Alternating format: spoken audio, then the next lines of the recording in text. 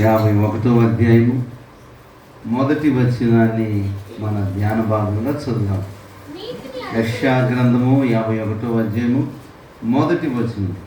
నీతిని అనుసరించుచు యెహోవాను వెదుకుచుండు వారులారా, నా మాట వినుడి.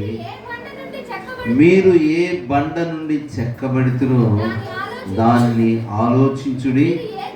మీరు ఏ గుంట నుండి త్రవ్వబడుతురో దానిని ఆలోచించుడి. మీ తండ్రి అయిన అబ్రహాము సంగతి ఆలోచించుడి. మిమ్మును కనిన శారాను ఆలోచించుడి. అతడు ఒంటరి అయి ఉండగా నేను అతన్ని పిలిచి తిని అతన్ని ఆశీర్వదించి అతన్ని పెక్కుమంది అగునట్లు చేసి తిని. దేవునికి స్తోత్రం. మనం చదువుకునే ఈ వాక్య భాగంలో ప్రభు మాట్లాడుతున్నటువంటి మాట ఏంటంటే, నీతిని అనుసరించుచు యెహోవాను వెదుకుచుండు వారులారా. అంటే మనకి నీతి ఎవరు? యేసయ్య. కనుక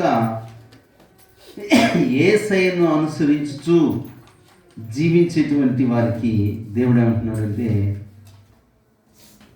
మీరు ఏ బండ నుండి చెక్కబడుతురో దానిని ఆలోచించుడి. మీరు ఏ గుంట నుండి త్రవ్వబడుతురో దాన్ని ఆలోచించుడి. కనుక నీతిమంతుడైనటువంటి యేసయ్యను, ఆయనలో చెక్కబడిన మనమంట ఎవరిని అనుసరించాలంట? యేసయ్యను అనుసరించాలి. ఇక్కడ రాసిన మాట, యెహోవాను వెతుకుచుండు వారులారా, నా మాట విను. దేవుని మాట వినమని ప్రభు చెబుతున్నాడు. నిజమే, ఈ లోకంలో ఒక్కొక్కరు ఒక్కొక్కరిని అనుసరిస్తూ ఉంటారు. మనం ఎవరిని అనుసరించాలంటే దేవుణ్ణి అనుసరించాలి. ఆ విషయాన్ని ఇక్కడ ప్రవక్త అయిన యెషయా ద్వారా దేవుడు మాట్లాడుతున్నాడు. యెహోవాను అనుసరించు వారులారా. మనం ఎవరిని ఫాలో అవ్వాలి అంటే, ఎవరిని అనుసరించాలంటే దేవుణ్ణి మాత్రమే అనుసరించాలి. కానీ ఈ లోకంలో చాలామంది మమ్మును అనుసరించమని ఫోర్స్ చేస్తూ ఉంటారు. కానీ వాక్యం ఏం చెప్తుందంటే, దేవుని కాకుండా మరి దేనిని మనం అనుసరించిన ఆశీర్వాదం, విడుదల, నెమ్మది పొందే కంటే కూడా శాపాన్ని కొని తెచ్చుకుంటామని వాక్యం తెలియజేస్తుంది. చూడండి, కీర్తన గ్రంథంలో 16వ కీర్తన 4వ వచనంలో కీర్తనకారుడైన దావీదు అంటాడు, యెహోవాను విడిచి వేరొకని అనుసరించు వారికి శ్రమలు విస్తరించును. మన జీవితాల్లో కొన్ని శ్రమలకు, శోధనలకు మూలం ఏంటంటే దేవుణ్ణి విడిచిపెడుతున్నాం.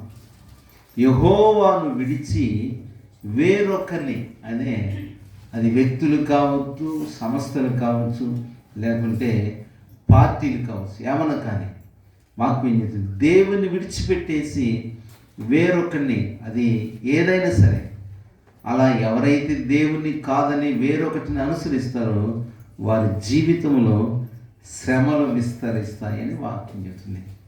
ఈరోజు దేవుణ్ణి అనుసరించడానికి మనిషి ఇష్టపడతాం. అంటే యేసయ్యలాగా నడవటం, యేసయ్యలాగా మాట్లాడటం, యేసయ్యలాగా పరిశుద్ధంగా జీవితానికి ఇష్టపడలేదు. కానీ ఎవరో అభిమాన వ్యక్తులను అనుసరించడానికి ఇష్టపడుతున్నారు. యవనస్తున్నారు అనుకో, వారి అభిమాన హీరో, ఆయన ఏ డ్రెస్ వేసుకుంటే అట్లాంటి డ్రెస్, ఆయన సినిపోయింది వేసుకుంటే ఇది సినిపోయింది వేసుకుంటే, ఆయన చుట్టూ గుండు గీయించుకొని మధ్యలో పోచుకుంటే టోపీలాగా ఆశ చేసుకుంటారు. అంటే వాళ్ళని అనుసరిస్తున్నారు. ఒక్కొక్కరు ఒక్కొక్కరిని అనుసరిస్తున్నారు. కానీ లోకము ఎవరిని అనుసరించినా మనం ఎవరిని అనుసరించాలంట? యెహోవాను. నీతిని అనుసరించు వారులారా, యెహోవాను అనుసరించు వారులారా అని వాక్యం చెప్తుంది. ఈయన కాకుండా ఇంకా మరి ఎవరినైనా మనం వెంబడించడం ప్రారంభిస్తే మన జీవితంలో శ్రమలని విస్తరిస్తూ ఉంటాయని వాక్యం చెప్తుంది.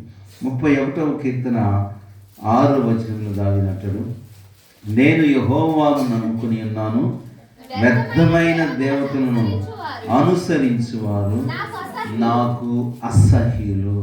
కనుక దేవుని నమ్ముకున్నవాడు దేవుణ్ణే వెంబడించాలి, దేవునినే అనుసరించాలి.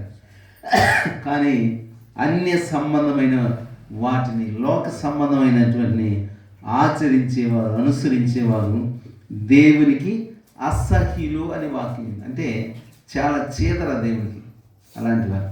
కనుక మనము దేవునిని మాత్రమే అనుసరించడానికి క్రొత్త సంవత్సరంలో ఒక బలమైన నిర్ణయాన్ని తీసుకోవాలి. దేవుని అనుసరించడం ద్వారా మనకు కలిగేటువంటి ఆశీర్వాదాలు ఏంటో చూద్దాం. ఒకటి, మనము దేవుని అనుసరిస్తే ఆయన మనకు మేలు చేస్తాడంట. మేలు లేకుంటే ఉపకారం చేస్తారు. సమూయేలు మొదటి గ్రంథము 12వ అధ్యాయము 14వ వచనాన్ని చదువు. మీరు యెహోవా యందు భయభక్తులు కలిగి ఆయన మాట విని ఆయనను సేవించి ఆయన ఆజ్ఞలను భంగము చేయక మీరును మిమ్మును ఏలు రాజులను మీ దేవుడైన యెహోవాను అనుసరించిన యెడల మీకు క్షేమము మేలు కలుగుతుంది. దేవునికి స్తోత్రం. హల్లెలూయా. ఈ సంవత్సరం అంతా క్షేమముగా, ఈ సంవత్సరం అంతా సురక్షితంగా జీవించాలంటే ఇక్కడ వాక్యం చెబుతుంది, యెహోవా యందు భయభక్తులు కలిగి ఆయన యొక్క మాటను విని ఆయనను సేవించి ఆయన ఆజ్ఞలను భంగము చేయక మీరును మీ రాజులను మీ దేవుడైన యెహోవాను అనుసరిస్తే క్షేమం. క్షేమం అన్నదానికి ఇంకొక అర్థం ఏంటంటే సురక్షితం. దేవునికి స్తోత్రం. ఈ సంవత్సరం అంతా సేఫ్గా, సురక్షితంగా, క్షేమంగా బ్రతకాలి అంటే దేవుని ఆజ్ఞలను, దేవుని మాటలను భంగం చేయకూడదు. అంటే వాటిని విసర్జించకూడదు, నిర్లక్ష్యం చేయకూడదు. యెహోవా యందు భయభక్తులు కలిగి ఆయన మాట విని ఆయన ఆజ్ఞలను భంగం చేయక మీరు, మీ అధికారులు, మీ రాజులందరూ ఆయన సేవిస్తే మీకు క్షేమం కలుగుతుంది. దేవునికి స్తోత్రం. హల్లెలూయా. కనుక మనకి క్షేమం కలగాలి అంటే, మేలు కలగాలంటే దేవునిని మనం అనుసరించడం నేర్చుకోవాలని ఇక్కడ వాక్యం చెప్తుంది. ఇంకొక వాక్యం అనుసరిస్తే యోబు గ్రంథంలో 36వ అధ్యాయంలో, యోబు గ్రంథం 36వ అధ్యాయం 11వ వచనం అంటారు, వారు ఆలకించి ఆయన్ని సేవించిన యెడల తమ దినములను క్షేమముగాను తమ సంవత్సరములను సుఖముగాను వెళ్ళబుచ్చుదురు. వారు ఆలకించి, ఏం ఆలకించాలా?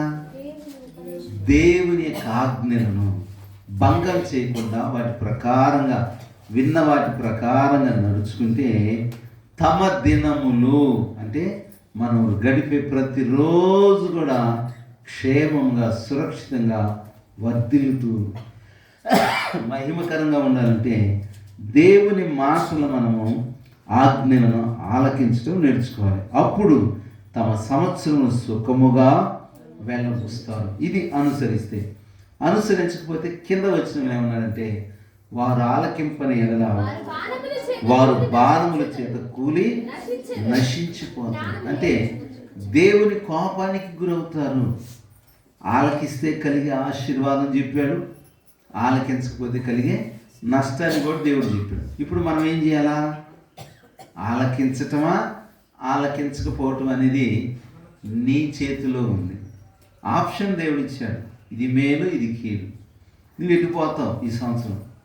నువ్వే నిర్ణయం తీసుకో. నీకు మేలు కావాలంటే నా ఆజ్ఞలను ఏమాత్రం భంగం చేయదు, నా ఆజ్ఞలను అనుసరించి ఆచరించి నన్ను అనుసరిస్తే మీకు క్షేమము కలుగుతుంది. దేవునికి స్తోత్రం. హల్లెలూయా. కనుక మనం ఏం చేయాలంటే దేవుని యొక్క ఆజ్ఞలను అనుసరించడానికి, నడుచుకోవడానికి ప్రయత్నం చేయాలి. దేవుని ఆజ్ఞలను అనుసరించడం చాలా కష్టమే, అయినా ప్రయత్నం చేస్తూ నడిస్తే క్షేమం కలుగుతుంది, కాపుదల కలుగుతుంది. దేవునికి స్తోత్రం.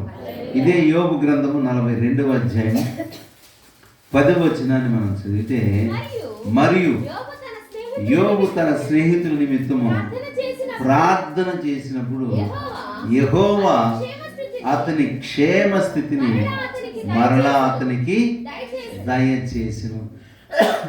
యోబు తన స్నేహితుల కొరకు ప్రార్థన చేసినప్పుడు అంట వారికి మునుపున్న క్షేమస్థితి కలిగింది. ఈ యోబు స్నేహితులకి ఏం కలిగిందంటే భయంకరమైనటువంటి రోగాలు, బలహీనతలు, సమస్యలు వచ్చాయి. ఎందుకు వచ్చాయంటే యోబు యథార్థవంతుడని దేవుడంటే, నీతిమంతుడని దేవుడంటే, చెడుతనాన్ని ఆశ్రయించిన వాడని దేవుడు చెబితే వీళ్ళేమన్నారు, యోబు మీద సెటైర్లు వేశారు, కామెంట్ చేశారు. రే దొంగోడివిరా నువ్వంత భక్తిపరుడైతే నీకు ఎందుకు వస్తుంది ఈ రోగం, నువ్వు అబద్ధికుడివి, నువ్వు యథార్థవంతుడు కాదు అని యోబును నోటికొచ్చినట్టు ప్రాణ స్నేహితులు దూషిస్తే దేవుడు వారి మీదకి బలహీనతలు పంపించాడు, రోగాలను పంపించినప్పుడు వాళ్ళు దేవునికి ప్రార్థన చేస్తుంది, నేను కాదు క్షమించాల్సింది మిమ్మల్ని, మీకోసం యోబు ప్రార్థన చేసి ప్రభా వారిని క్షమించాయంటే నేను మిమ్మల్ని క్షమించి మీకు మరలా ఆరోగ్యం ఇస్తాను, మీకు మొదట క్షేమస్థితిని కలిగజేస్తాను. అతడు ప్రార్థన చేయలేదనుకో మీకు గతి అంతే. అప్పుడు యోబు ఏం చేశాడంటే తన ప్రాణ స్నేహితుల కొరకు దూషించిన, ద్వేషించిన వారి కొరకు ప్రార్థన చేసినప్పుడు యెహోవా అతనికి క్షేమస్థితిని మరలా, వారందరికీ ఆ ముగ్గురికి ఆ క్షేమస్థితిని మరలా దేవుడు దయచేసాడు. కనుక వాక్యం ఏం చెబుతుందంటే మనం దేవుణ్ణి అనుసరించి ఆయన ఆజ్ఞలను భంగము చేయక జీవిస్తే క్షేమస్థితిని దేవుడు మనకి కలుగు చేస్తాడు.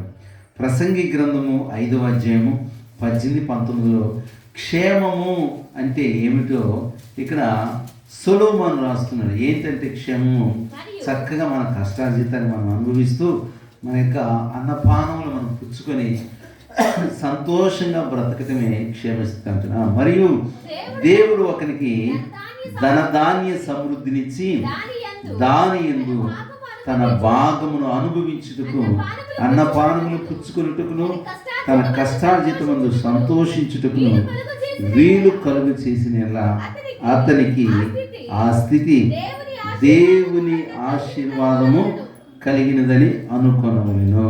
దేవునికి స్తోత్రం. హల్లెలూయా.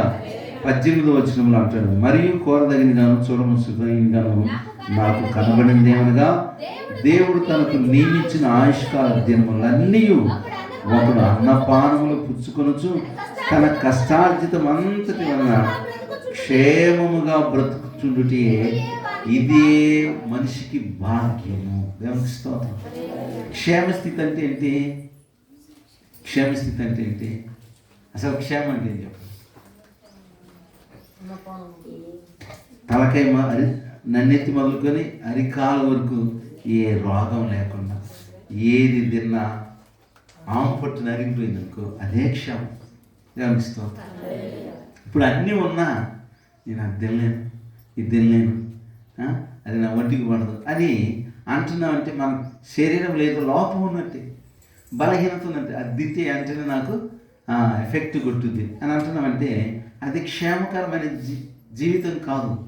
ఇక్కడ ఏం రాశాడు సొలొమోను, మరియు కోరదగినది గాను చూడముచ్చటైనది గాను నాకు కనబడింది ఏంటంటే దేవుడు తనకు నియమించిన ఆయుష్కాల దినములన్నీ, అంటే దేవుడు మనం భూమి మీద బ్రతికించిన దినాలన్నీ మంచిగా భోజనం చేయటం, పానం చేయొచ్చు, బ్రతుకుచుండుటే ఇదియే వానికి భాగ్యం. దేవునికి స్తోత్రం.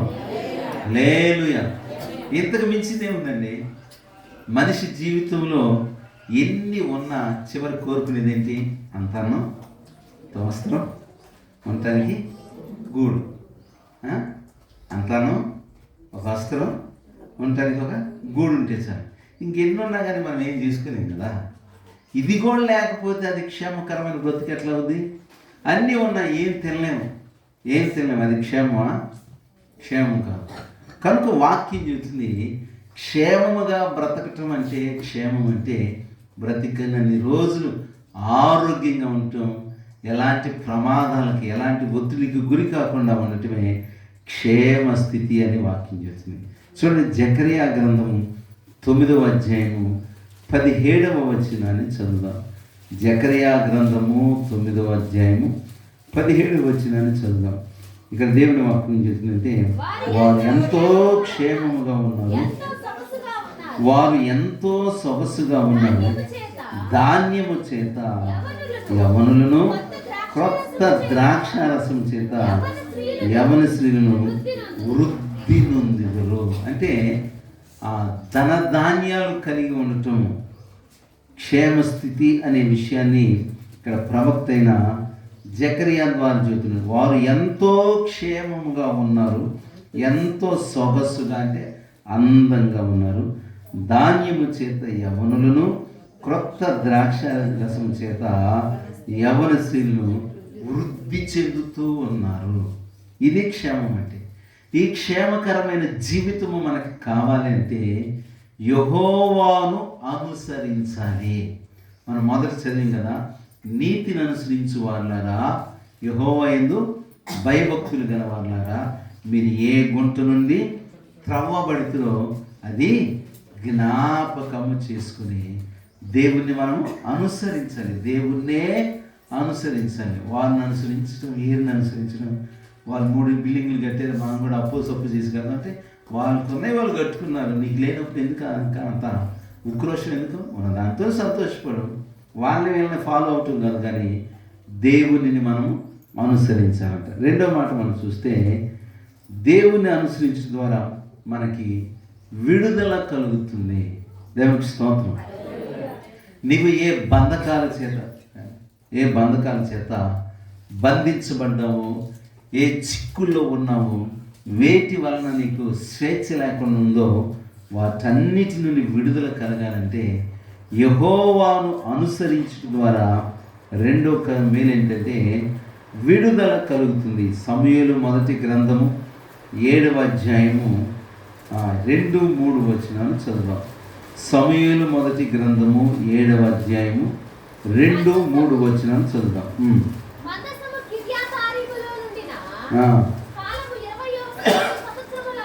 21 సంవత్సరములాయను ఇశ్రాయేలీయులందరూ యెహోవాను అనుసరింప దుఃఖించుచుండగా సమూయేలు ఇశ్రాయేలీయులందరితో ఇట్లనెను, మీ పూర్ణ హృదయముతో యెహోవా యొద్దకు మల్లుకొని ఎడలా అన్య దేవతలను, అష్టారోతు దేవతలను మీ మధ్యను తీసివేసి పట్టుదల కలిగి యెహోవా తట్టు మీ హృదయాలను తిప్పి ఆయన్ని సేవించుడి, అప్పుడు ఆయన ఫిలిష్తీయుల చేతిలో నుండి మిమ్మును విడిపించును. దేవునికి స్తోత్రం. ఇక్కడ దేవుడు తన ప్రజలైన ఇశ్రాయేలుతో మాట్లాడుతున్నాడు. మందసం అంతా కిర్యాతారీములో 21 సంవత్సరాలు ఉన్నట్టు. అంటే శత్రువుల చేతిలో నిబంధన మందసం ఉండిపోయింది.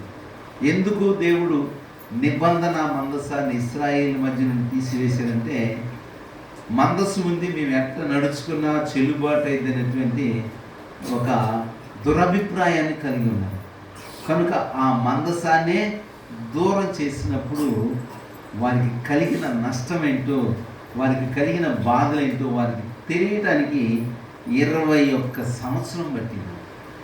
అప్పుడు వాళ్ళ నుంచి దేవుడికి అంటున్నారు, అయ్యా ఇంతకాలం మేము ఏటేటినో అనుసరించాము, నీవు మా మీద కోపగించావు, నీ మందసాన్ని మాకు దూరం చేసావు, ఇక నుండి మేము బుద్ధి తెచ్చుకొని నీ ఆజ్ఞలను అనుసరిస్తాము, నీ చిత్తాన్ని నెరవేరుస్తాము, నిన్ను అనుసరిస్తాము, దయతో మమ్మల్ని క్షమించి తిరిగి మా మధ్యకి ఆ నిబంధన మందసాన్ని పంపించు అని దేవుడి దగ్గర ప్రార్థన చేస్తున్నారు. దేవుడికి స్తోత్రం.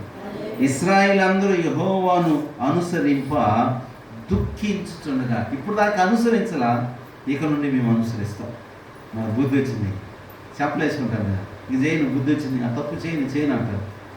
ఇశ్రాయేలు అదే బుద్ధి తెచ్చుకున్నారు. 21 సంవత్సరాలకి వారికి బుద్ధి వచ్చిందంట. అప్పుడు అంటున్నారు, అయ్యా ఇప్పుడు నుంచి నిన్ను అనుసరిస్తాం, నిన్ను వెంబడిస్తాం అని దేవునికి మొరపెట్టినప్పుడు సమూయేలు ప్రవక్త ద్వారా ఇశ్రాయేలుతో దేవుడు ఈ విధంగా చెప్పాడు, మీ పూర్ణ హృదయంతో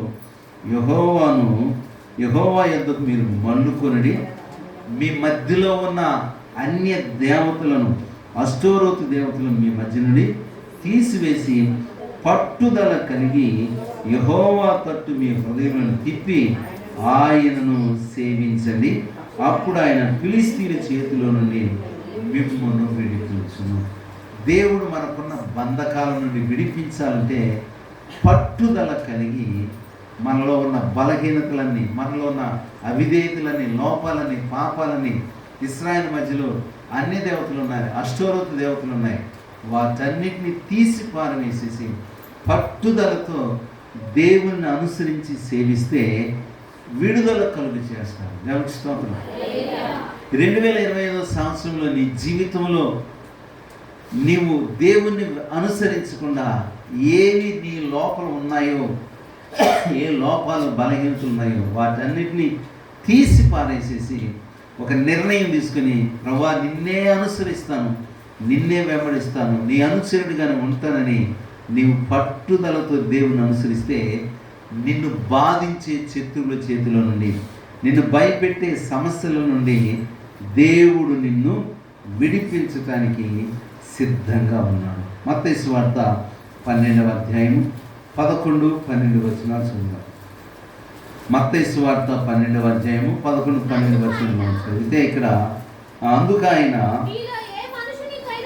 ఏ మనుషునికైనా ఒక గొర్రె ఉండి దాన్ని పట్టుకొని పైకి తీయడా, గొర్రె కంటే మనుషుడు ఎంతో శ్రేష్ఠుడు.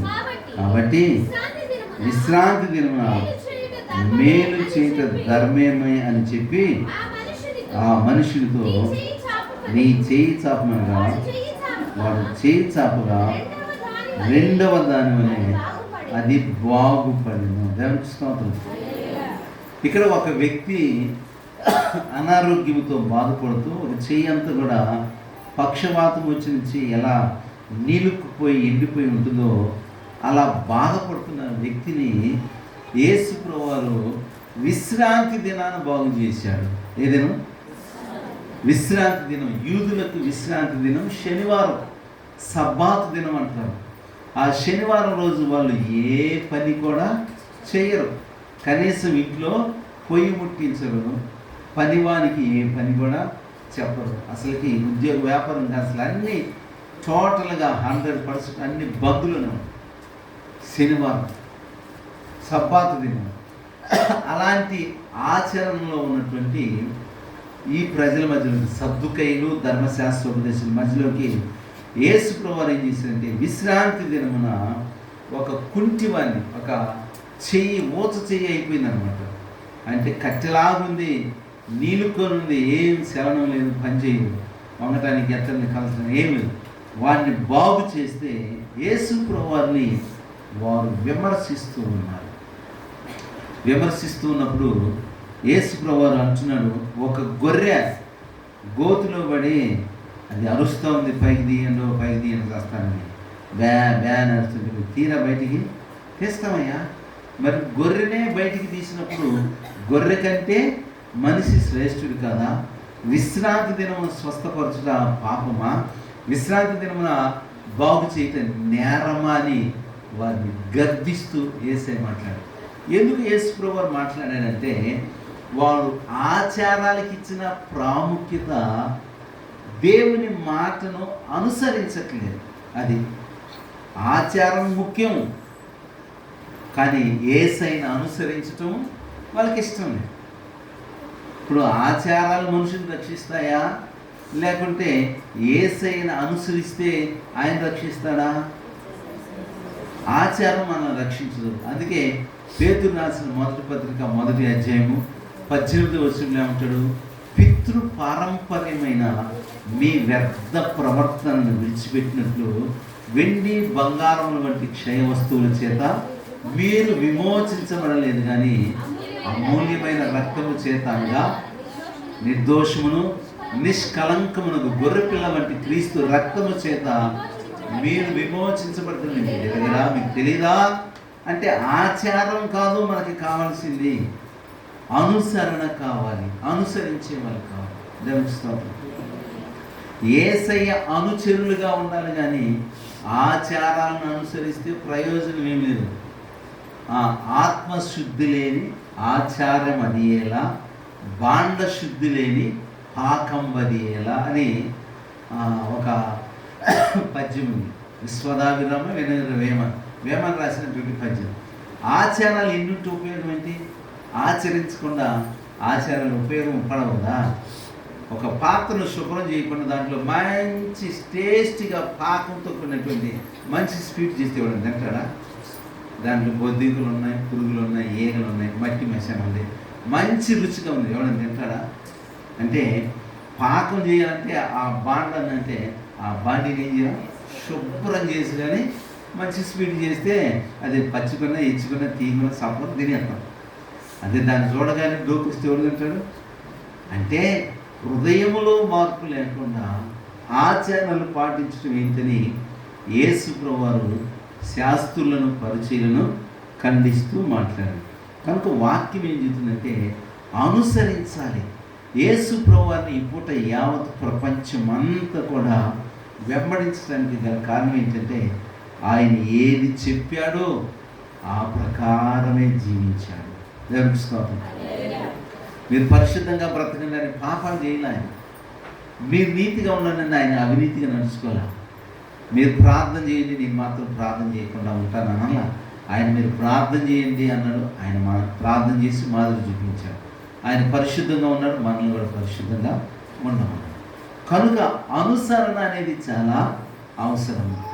దేవుని అనుసరిస్తే మనకున్నటువంటి బలహీనతల నుండి, శత్రువుల నుండి, సమస్యల నుండి విడుదల కలుగుతుంది. ఇంకొక మాట చూడండి, 124వ కీర్తన 7వ వచనాన్ని చదువుదాం. 124వ కీర్తన. పక్షి తప్పించుకున్నట్లు మన ప్రాణము వేటగాని ఉరిలో నుండి తప్పించుకొని ఉన్నది, ఉరి తెంపబడిన మనము తప్పించుకొని ఉన్నాము. దేవునికి స్తోత్రం. హల్లెలూయా. మన మీదకి దుష్టుడైన సాతానుడు విల్లెక్కి పెట్టాడు. ఏం పెట్టాడమ్మా? విల్లెక్కి పెట్టాడు. ఎఫెసీ పత్రిక 6వ అధ్యాయం మీరు చదివితే, దుష్టుని యొక్క అగ్ని బాణములను ఆర్పుటకు మీరు శక్తిమంతులైనట్లు దేవుడిచ్చి సర్వాంగ కవచాన్ని ధరించుకొనుడి అని అక్కడ పౌలు చెప్పాడు. ఇక్కడ దావీదు ఏమంటున్నాడంటే మన ప్రాణాన్ని మరి సంహరించడానికంట పక్షి తప్పించుకున్నట్లు మన ప్రాణము వేటగాని ఉరిలో నుండి తప్పించుకునేది, ఉరి తెంపబడిను మనం తప్పించుకొని ఉన్నాము. అంటే యేసయ్యను అనుసరిస్తే మన మీద పెట్టబడినటువంటి గన్ పాయింట్ అనేది చేంజ్ అయిపోయింది. మనకు తెలియకుండానే సాతాను మన మీద ఏం చేశాడు? గురి పెట్టున్నాడు. ఆ గురి మన మీదకి రాకుండా ఉండాలంటే యేసు ప్రభువారిని మనం అనుసరిస్తే ఆ గురి తప్పించబడుతుంది. అందుకే ఇక్కడ ఏమన్నాడు? పక్షి తప్పించుకున్నట్లుగా మనము తప్పించుకోగలుగుతాము. ఉరి పెట్టబడింది, ఆ ఉరి నుండి మనం తప్పించబడతామని కీర్తనకారుడైన దావీదు చెబుతున్నాడు. ఎప్పుడు మనం తప్పించబడతామంటే దేవుణ్ణి మనం అనుసరించడం ప్రారంభిస్తే మన మీద శత్రువు ఎక్కువ పెట్టినటువంటి ఆ ఉరి నుండి, ఆ శిక్ష నుండి మనము తప్పించబడతాం. కనుక మొదటిది దేవుని అనుసరిస్తే క్షేమస్థితి కలుగుతుంది. రెండవది దేవుని అనుసరిస్తే మనకున్న బంధకాలన్నిటి నుండి, శోధనలన్నిటి నుండి విడుదల కలుగుతుంది. మూడవది మనం చూస్తే దేవుని అనుసరించుట ద్వారా జ్ఞానము కలుగుతుందంట. దానియేలు గ్రంథం పక్కన ఉంటుంది. హోషియా గ్రంథం 6వ అధ్యాయం 3వ వచనాన్ని చదువుదాం. హోషియా గ్రంథము 6వ అధ్యాయం 3వ వచనం. యెషయా కాదు, హోషియా 6వ అధ్యాయం 3వ వచనం. యెహోవాను గురించిన జ్ఞానము సంపాదించుకుని రండి. యెహోవాను గురించిన జ్ఞానము సంపాదించుకున్నట్టుకు ఆయనను అనుసరించడం రండి. ఉదయం తప్పక వచ్చు రీతిని ఆయన ఉదయించును, వర్షము వలె ఆయన మన యొద్దకు వచ్చును. భూమిని తడుపునట్టి తొలకరి వర్షము, కడవరి వర్షము వలె ఆయన మన యొద్దకు వచ్చును. ఇక్కడ చూడండి, యెహోవాను గురించిన జ్ఞానం సంపాదించుకుందాం రండి. యెహోవాను గురించిన జ్ఞానం సంపాదించుకునేందుకు ఆయనను అనుసరించుదము. దేవుణ్ణి అనుసరించాలి, దేవుణ్ణి అనుసరించాలి. దేవునికి స్తోత్రం. కొంతమంది ఉంటారు కదా, మిమిక్రీ ఆర్టిస్ట్ ఉంటారు. ఇదేంటంటే ఆ ఇంటర్వ్యూ చేసి వాళ్ళు వెళ్తారు, మీరు మిమిక్రీ ఆర్టిస్ట్ కదా, నాగేశ్వరరావు లాగా మాట్లాడారు, ఎన్టీఆర్ లాగా మాట్లాడారు, కృష్ణ లాగా మాట్లాడారు, చిరంజీవి లాగా మాట్లాడారు, కోటా శ్రీనివాస. వెంటనే వాడు స్వరం ఏం చేస్తాడు, వాడి ఫేస్లో ఎన్టీఆర్ మొక్కకూడదు. ఓ ఏమైనా తెలుగుదేశం ప్రజలారా అని ఎక్స్ప్రెషన్ ఇస్తారు కదా. అంటే అనుసరణ. ఈరోజు మనిషి అందరినీ అన్నిటిని అనుకరిస్తున్నాడు, కానీ దేవుణ్ణి అనుసరించలేకపోవటం వలన జ్ఞానశూన్యుడైపోతున్నాడు.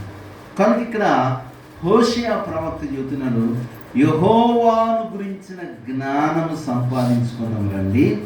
యెహోవాను గురించిన జ్ఞానం సంపాదించుకున్నట్టుకు ఆయన్ని అనుసరించాలి, ఆయన్ని వెంబడించాలి. ఆయన్ని ఫాలో అయితే ఆయన యొక్క జ్ఞానం అంతా మనకు వస్తుందట. కనుక దేవుణ్ణి అనుసరిస్తే దైవ జ్ఞానము కలుగుతుంది, లోకాన్ని అనుసరిస్తే లోక జ్ఞానము కలుగుతుంది. యాకోబు పత్రిక 3వ అధ్యాయంలో 15-16 వచనాల్లో భూ సంబంధమైన జ్ఞానం, పర సంబంధమైన జ్ఞానం, అంటే పైనుండి వచ్చే జ్ఞానం అని భక్తుడైన యాకోబు రాసింది. భూ సంబంధమైన జ్ఞానానికి, పర సంబంధమైన అంటే పైనుండి వచ్చే జ్ఞానానికి వ్యత్యాసం కూడా అక్కడ స్పష్టంగా చెప్పాడు. భూ సంబంధమైన జ్ఞానం ఎక్కడ ఉంటుందో అక్కడ అల్లరియు ప్రతి నీచ కార్యము ఉంటుందని రాశాడు. చూడండి అక్కడ ఏం రాశాడు, ఏలయనగా మత్సరము వివాదమును ఎక్కడ ఉండును అక్కడ అల్లరి, ప్రతి నీచ కార్యము ఉండును. భూ సంబంధమైన జ్ఞానం దగ్గర ఉన్న దగ్గర ప్రకృతి సంబంధమైన, భూ సంబంధమైనది మరి ప్రకృతి సంబంధమైనది దయ్యముల జ్ఞానం వంటినై ఉన్నది. ఇది లోక జ్ఞానాన్ని గురించి మాట్లాడుతున్నాం. పెద్దగా చదువుకుంటారు కొంతమంది, అంటే మంచి ఉన్నత చదువు చదువుతారు, కానీ వాడు చిన్న చిన్న బలహీనతలకి బానిసైపోతారు. జ్ఞానం ఉన్నాడు అది చేయదు కదా. ఇంకా అర్థమైనది 1,50,000, 1,75,000, 1,95,000 గవర్నమెంట్ ఆఫీసుకి జీతం. ఎంతమ్మా? మీరు ఏదనుకుంటారు? 1,50,000 అనుకుంటారు, 1,70,000, 1,90,000 అనుకుంటారు, 2,500. మీరు ఏదనుకుంటారు?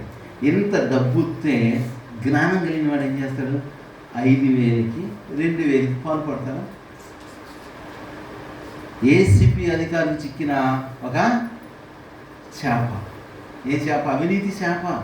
ఎవరైనా మంచి ఉద్యోగస్తులు, గజెటెడ్ ఆఫీసులు 1,90,000, 2,50,000 వస్తే 2,000 కోసం, 3,000 కోసం కకృతి పడి ఉద్యోగాన్ని పోగొట్టుకున్నారు. ఇదేమంటారు? దయ్యముల జ్ఞానం అంటారు దీన్ని. నిజంగా జ్ఞానవంతులు ఒకవేళ నేను 2,000 తీసుకుంటే 2,000 ఎందుకు వస్తాయి? ఏదో షూ కొనుక్కోవడానికో ఏదో కోట్ కొనుక్కోవడానికి పనికొస్తాయి అనుకుంటాడు. ఆ 2,000కి పాల్పడితే సస్పెండ్ అవుతారు. సస్పెండ్ అయితే మరలా ఉద్యోగం వచ్చేదాకా జీతం రాదు. ఎంత నష్టం! జ్ఞానం ఉందా, జ్ఞానం లేదో చెప్పండి మీరు. ఇదే జ్ఞానం దయ్యాల జ్ఞానం. దయ్యాల జ్ఞానం ఉన్న దగ్గర ఏముంటుందంటే అల్లరి, వాళ్ళ బ్రతుకంతా అల్లరిపోయింది. సమాజంలో నీచుడనే పేరు వస్తుంది.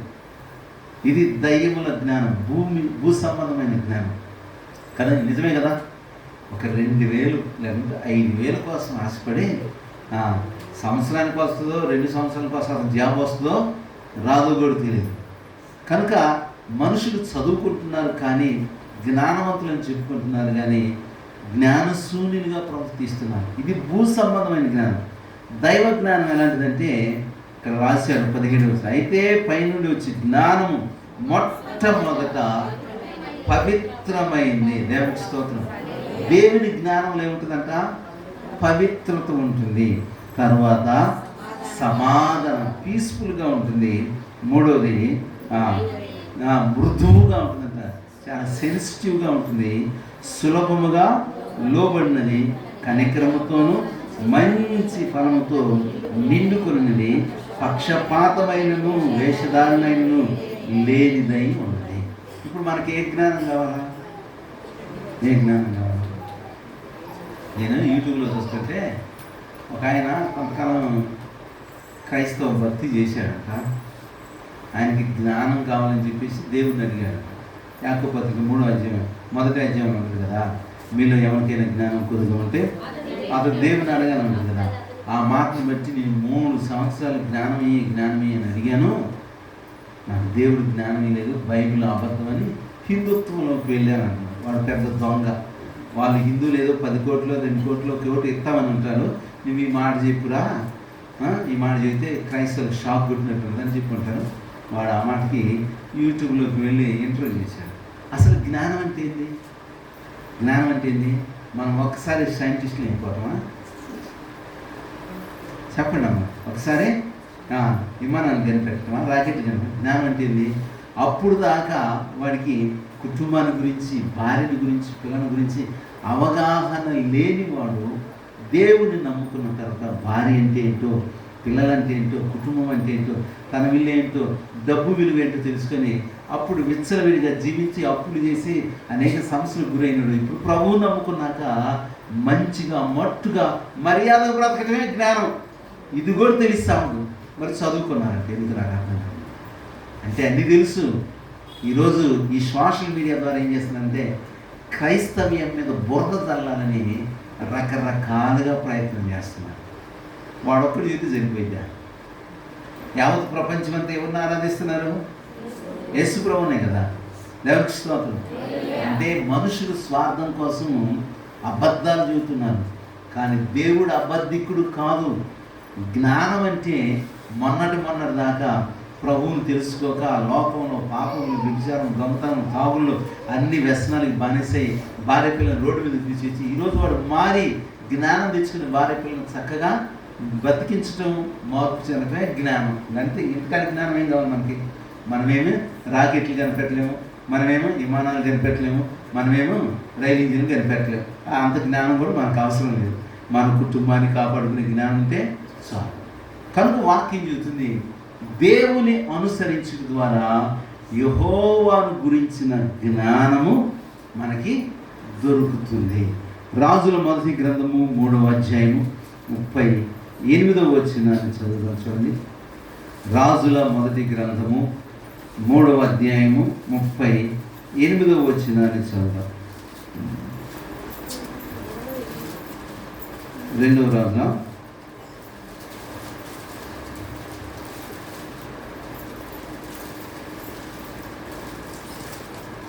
2వ రాజుల 3వ అధ్యాయం 38, 2లో కూడా ఇంకా మొదటి అధ్యాయం మొదటి రాజుల గ్రంథం 3వ అధ్యాయం 28 చూడండి.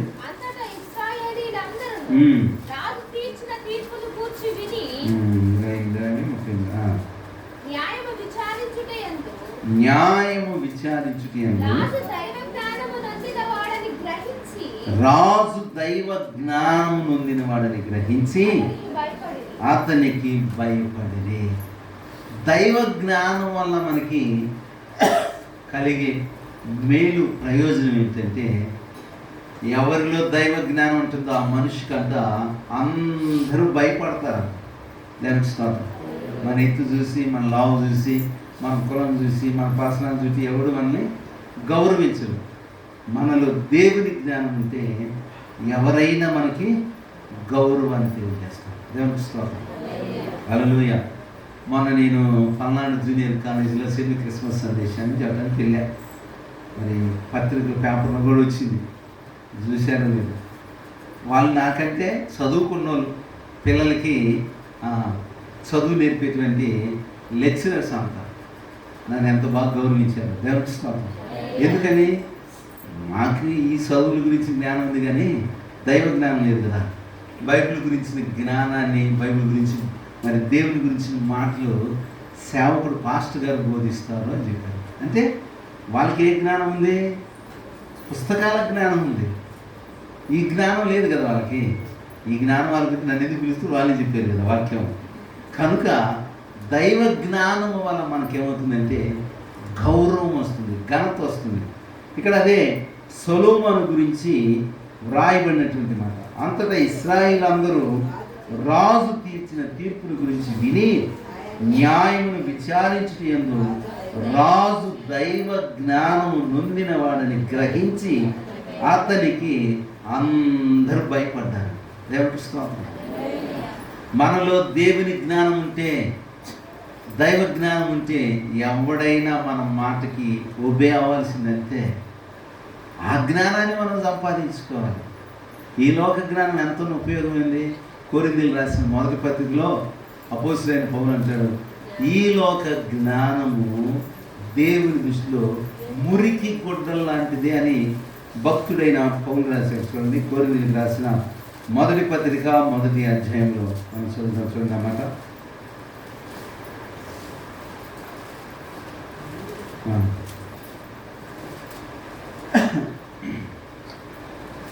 ఇరవై 21 వచ్చింది.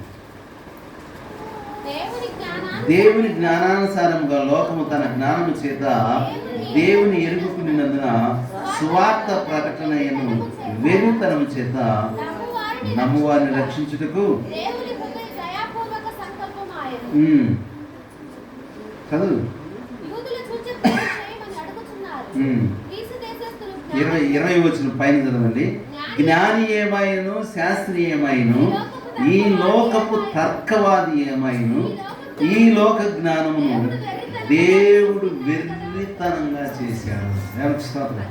ఈ లోకంలో ఎంత జ్ఞానం ఉన్నా అది దేవుడి దృష్టిలో వెర్రి మాటలు, వెర్రి జ్ఞానం అంట. కనుక మనకి ఈ లోక జ్ఞానం వల్ల మనం వెర్రివారం అయిపోతాం కొన్నిసార్లు. కానీ దైవ జ్ఞానం నొందిన వాడు ఘనత నొందుతాడు. కనుక ఈ మధ్యాహ్న కాలపు వేళలో నీతిని అనుసరించు యెహోవా యందు భయభక్తులు గలవారులారా, దేవునిని అనుసరించే వారి గురించి దేవుడు చెబుతున్నమాట. నన్ను అనుసరిస్తే మీరు క్షేమాభివృద్ధి నొందుతారు. నన్ను అనుసరిస్తే మీరు ఏ బంధకాల్లో ఉన్నా విడిపించబడతారు, ఏ శత్రువుల చేతిలో ఉన్నా వారి నుండి విడిపించబడతారు. మూడవది, నన్ను అనుసరిస్తే మీకు దైవ జ్ఞానం కలుగుతుంది. దైవ జ్ఞానం వల్ల మీరు వృద్ధిలోకి వస్తారు. అందరూ మీలో ఉన్న జ్ఞానాన్ని బట్టి మీకు భయపడతారు. ఎవరికి స్తోత్రం.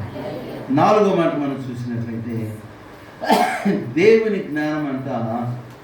దేవుని జ్ఞానం ఏం చేస్తుందంటే వాగ్దాన దేశంలో మనల్ని ప్రవేశపెడుతుంది.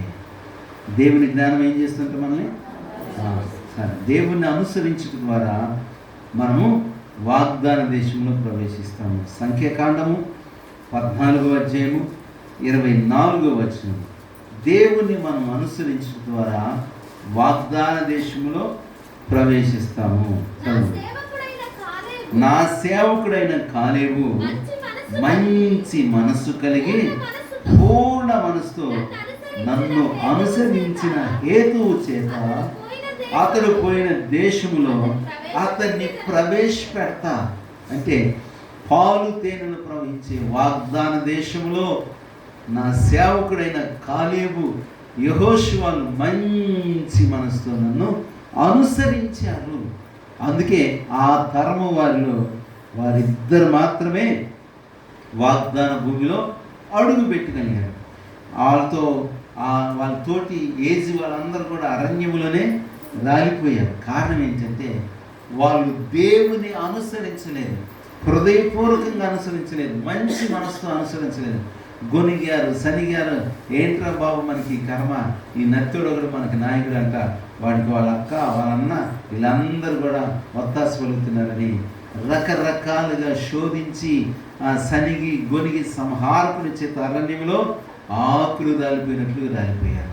కానీ ఇద్దరు మాత్రమే మంచి మనసుతో హృదయపూర్వకంగా దేవుణ్ణి అనుసరించారు కనుక వారు వాగ్దాన దేశంలో ప్రవేశించాలి. దేవునికి స్తోత్రం. కనుక మనం దేవుణ్ణి అనుసరిస్తే పరమ కానాన్ అనే వాగ్దాన దేశంలో పరలోక పట్టణంలో మనం ప్రవేశించాలంటే ఈ భూమి మీద దేవుని అనుసరించడం నేర్చుకోవాలి. యెహోషువ గ్రంథము 14వ అధ్యాయము 8, 9, 13 వచనాల్లో మనం చదివితే యెహోషువ భక్తుడు కొన్ని చక్కని మాటలు చెప్పాడు. చూడండి, యెహోషువ గ్రంథం, నాతో కూడా బయలుదేరి వచ్చిన నా సహోదరులు జనుల హృదయములను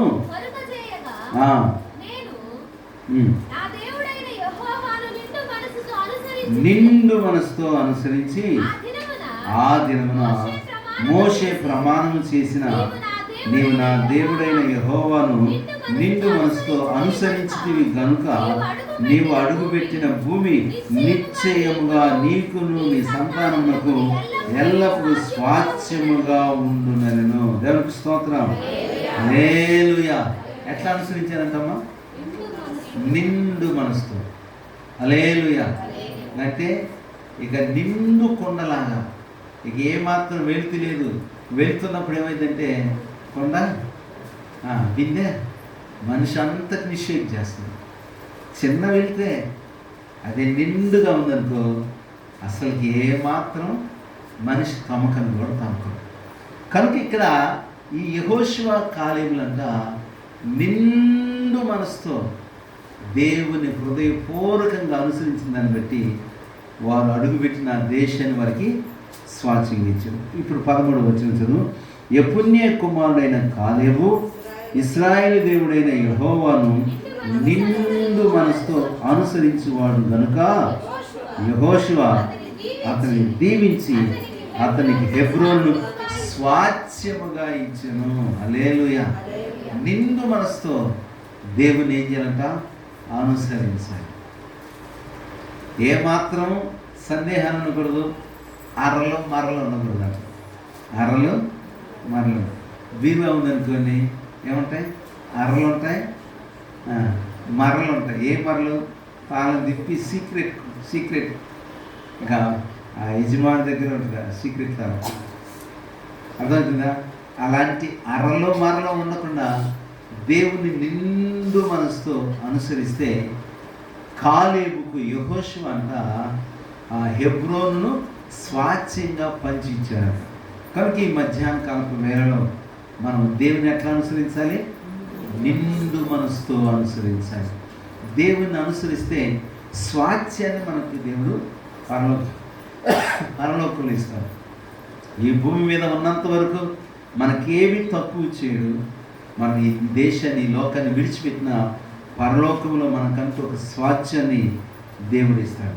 కనుక నీ దేవుడైన యెహోవాను నీవు అనుసరించాలి. వేరొకరిని అనుసరిస్తే శ్రమలు విస్తరిస్తాయి. కనుక దేవుణ్ణి మనం అనుసరిస్తే వృద్ధి చెందుతాము. దేవుని అనుసరిస్తే బంధకాల నుండి విముక్తి కలుగుతుంది. దేవుని అనుసరిస్తే దైవ జ్ఞానము మనకు కలుగుతుంది. ఈ దైవ జ్ఞానం వలన జీవితంలో ఎలా మలుచుకోవాలో దేవుడు మనకు బోధిస్తాడు. దైవ జ్ఞానం వలన లోకంలో మనకి ఘనత, గౌరవాలు కలుగుతాయి. రాజైన సొలొమోను తీర్చిన ఆ జ్ఞానయుక్తమైనటువంటి తీర్పును బట్టి అందరూ అతనికి భయపడ్డారు. దేవుని అనుసరించడం వలన వాగ్దాన దేశంలో ఆయన మనలను ప్రవేశపెడతాడు. కనుక ఈ కొత్త సంవత్సరంలో మనం దేవుణ్ణి అనుసరించాలి. నీతిని అనుసరించు యెహోవాను వెతుకుచుండు వారులారా, యెహోవాను అనుసరించు వారులారా. మీరు ఏ బండ నుండి చెక్కబడ్డారో, ఏ గుంట నుండి తీయబడ్డారో అది మాత్రమే జ్ఞాపకం చేసుకోండి. కనుక మనం ఏ బండ నుండి చెక్కబడ్డాము? యేసుక్రీస్తు అనే బండ నుండి చెక్కబడ్డాం. దేవుడు నేల మట్టిని చేసి గుంట చేసి ఆ మట్టితో మనలను నిర్మించాడు. ఏ గుంట నుండి త్రవ్వబడ్డామో, ఏ బండ నుండి చెక్కబడ్డామో అది జ్ఞాపకం చేసుకుని ఆయన్ని అనుసరించడం. అట్టి కృప దేవుడు మనకు దయచేయను కాక. ప్రార్థన చేసుకుందాం. సర్వశక్తి సంపన్నుడ, సర్వాధికారం పొందినారు నాయన, ఈ సంవత్సరానికి మొదటి శుక్రవారపు ఆరాధనలో ఈ రీతిగా మీ పాదాల చెంత చేరి అయా నీతిని అనుసరించి వాళ్ళారా, యెహోవా యందు భయభక్తులు కలిగి ఆయన వెంబడించి వాళ్ళారా, మీరు ఏ గుంట నుండి ఏ రాత్రి నుండి చెక్కబడ్డారో అది మాత్రమే జ్ఞాపకం చేసుకోండి. మీ తండ్రి అయిన అబ్రహాము, మీ తల్లి అయిన శారాను జ్ఞాపకము చేసుకుని, అయ్యా వారు నిన్ను అనుసరించారు.